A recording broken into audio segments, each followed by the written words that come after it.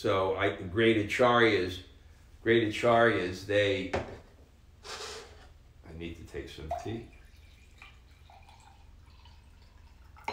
Great acharyas, they really focus this surrender to Guru and Krishna.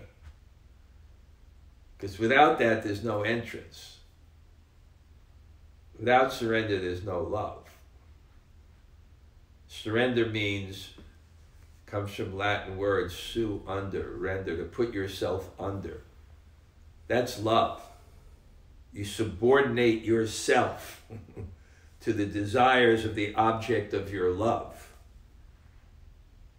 So that principle has to be there. But also this principle has to be there. With that frame of reference of love, by surrender. By that frame of reference of love, you can experience that love, you can appreciate that love, you have a frame of reference to understand that love. And then the qualified audience can feel that love. And I think this is what, Prabhupada's clear spiritual realization, knowledge, and intelligence understood. But he had a very nice balance. He called it the sandwich program. ISKCON's sandwich. The service in the middle, the class at the evening program, the morning program. And really, Prabhupada had a lot of Krishna Katha. That's not minor. Morning class, evening class, Krishna book reading with milk. A lot of, in Vrindavan, when I was in Vrindavan, Prabhupada wanted the devotees to go to 3 artiks a day. Morning, evening, and noon. He said Vrindavan was meant for bhajan. There's one letter that Prabhupada wrote that the goal of the Hare Krishna movement is to sit down in Mayapur and chant 64 rounds. So you can't put Prabhupada in just a box of work, just a box of, I won't say a box of surrender, but only that aspect. But he gave the Krishna book first. So this is actually an incredible scene of love to inspire us. And Krishna's going to go to the forest. Krishna's going to blow his flute. And his flute is amplifying his heart. So you can imagine the devotees, the cowherd boys that are going out with the cows,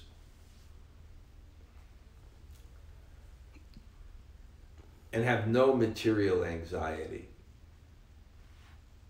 Even on a platform, just look on a simple platform. They know where they're going to live, right? Their social situation is established. They know what their work is. And they know their spiritual path. It's just spontaneous love for Krishna. On the Q train, when I was going to Union Square, I just started, actually, it's unusual. I usually start even writing the Sunday before, not the Monday, for the Monday after. So now it's Sunday, I'm starting my Monday morning greetings. And it's not always easy to get it to the level I want, but I went on the Q train. Not a bad train. It goes right to Union Square, and I come up and I see the Harinam. So on the train, I thought I'd write an article, Seeing Through the Eyes of the Q train. Because when I was there, and I got on, there was an Orthodox, not Hasidic, family, right? There were 2 sons and their wives, and then the father and the mother, and the children, grandchildren, and they were going to the zoo. And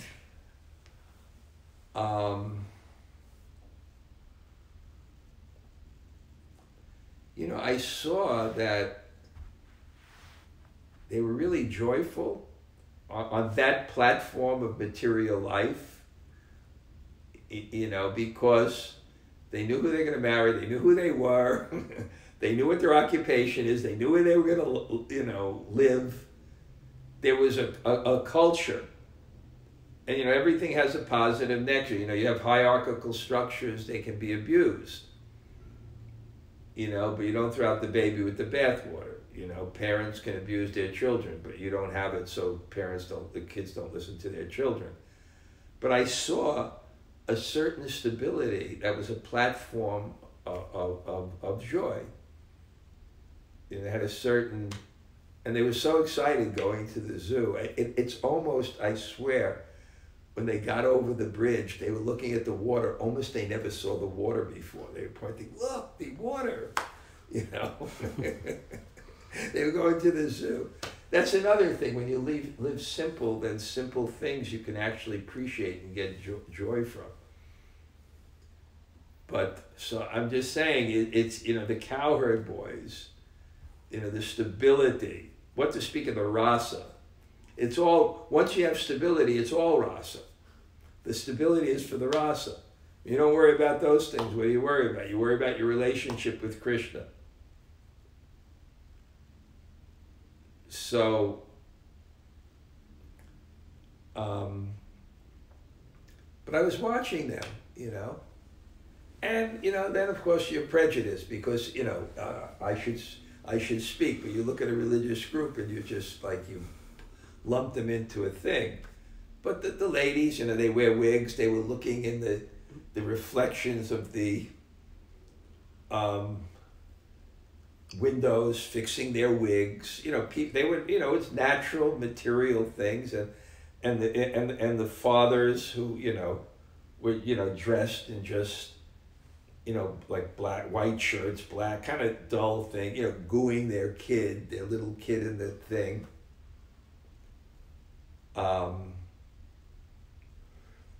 But that stability, and when that is there, you just deal with the normal problems of material life, birth, death, disease, and old age, the real problems of life, and your relationship with Krishna.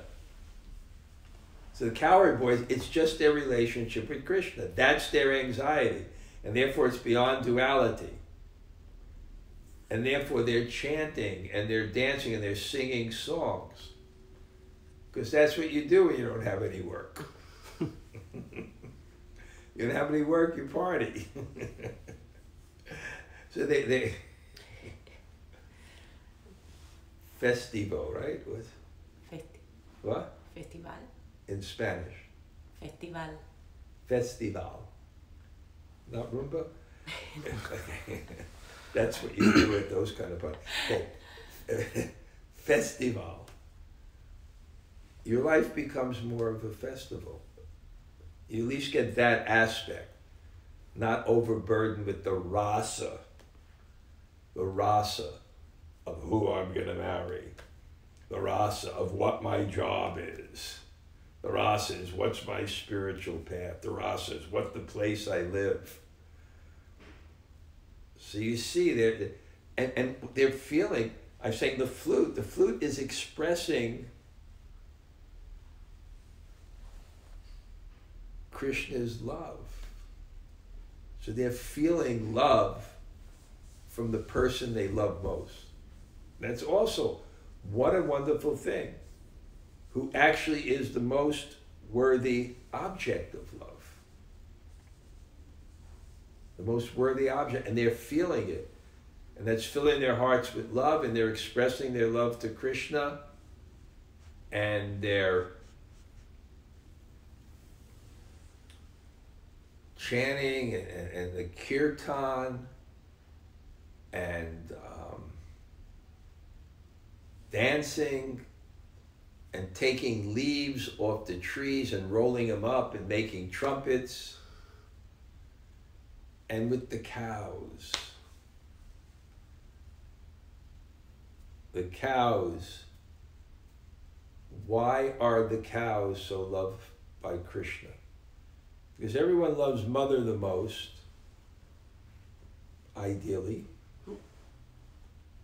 Because mother should mean just giving, just love. That's what mother means. So cow is just love. Cow is just giving. So look, who does Krishna like the most? People who are just giving. That attracts Krishna's attention. And we love those people the most. The people that just give. Right?